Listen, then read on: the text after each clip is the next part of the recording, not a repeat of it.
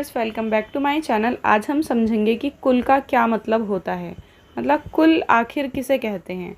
तो आपने सुना होगा ये उस कुल का है या फिर आप किस कुल से हैं, ऐसे पूछा जाता है।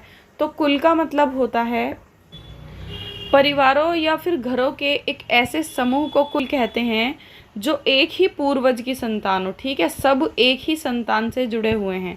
जैसे मैं आपको समझाती हूँ, मान लीजिए ये एक आदमी है, ठीक है, इसके 3 बच्चे हुए। अब मैं ये नहीं बता रही कि कौन सी लड़की है और कौन सा लड़का है, बस 3 बच्चे हुए। फिर इन तीनों में इसके 2 बच्चे हुए, इसके 3 बच्चे हुए, इसके 4 बच्चे हुए। ठीक है, उसके बाद इसके एक, फिर इससे 2 हुए, फिर इससे 3 हुए, इससे 2, किसी को 2, किसी को 1, किसी को 2, किसी को 3, ऐसे। लेकिन ये सारे के सारे किससे जुड़े हुए हैं?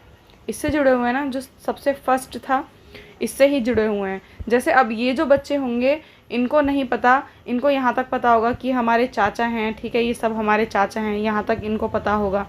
ठीक है, ये मतलब जो पास वाले चाचा हैं उनको पता होगा, ये दूर के ताऊ चाचा हो गए। लेकिन फिर उनके जो पेरेंट्स थे, ये हमारे दादा हो गए इनके, अब ये दूर वाले दादा हो गए, फिर उनके भी पेरेंट्स, तो इतनी दूर का पता नहीं रहता। लेकिन एक्चुअल में ये सारे जुड़े हुए तो यहीं से हैं ना।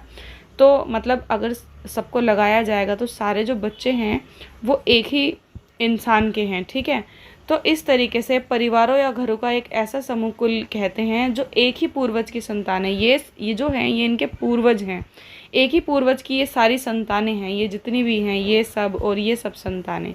ठीक है, तो ये अगर हम मानेंगे, जैसे इनके कुल का जो भी नाम होगा, ये जिस कुल के होंगे, अगर इनको कहा जाएगा कि ये किस कुल के हैं तो ये इन्हीं के कुल के माने जाएंगे।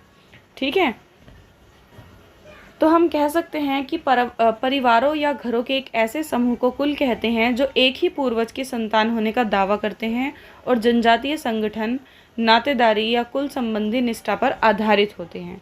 आई होप आपको मीनिंग समझ में आ गया होगा। मिलते हैं नेक्स्ट वीडियो में। Bye guys.